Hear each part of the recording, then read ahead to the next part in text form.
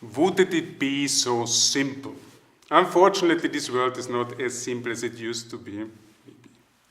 It's a VUCA world, so a volatile, uncertain, complex, and ambiguous world. So the traditional management methods of predict and control don't work anymore as they used to be. So you cannot just set objectives and then activities and they bring you into this direction. Actually, what you need is a strategy which is more responsive, more agile, and more flexible. And there the living strategy comes in. The living strategy is a multi-year approach where you, in 7 steps, define a direction which is stronger based on your strength and your intuition.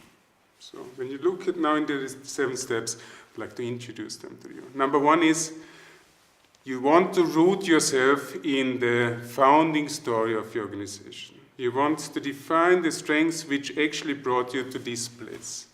On the basis of that, you can also define a success model in the future. And this success model and the strengths, they build the tension in which the key directions can be formulated. They build the bridge between the strengths and the success model. And these key directions are the basic element of the living strategy.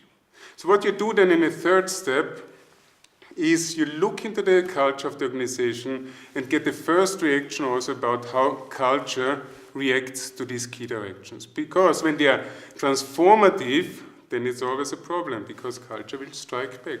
So you need to work on culture also in parallel.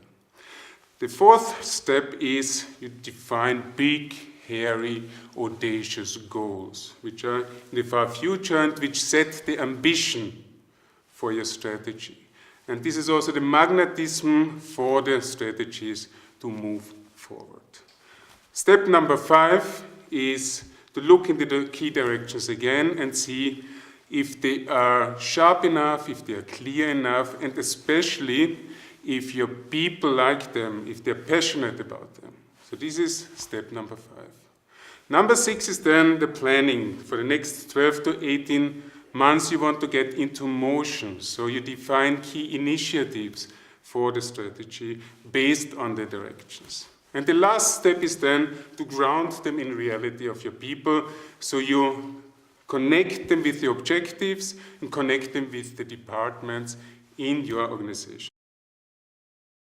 A strategy which is based on your strength, a leadership which stands behind the strategy, a culture which is more open for experiments, and a new purpose if you want. So actually, it's quite simple.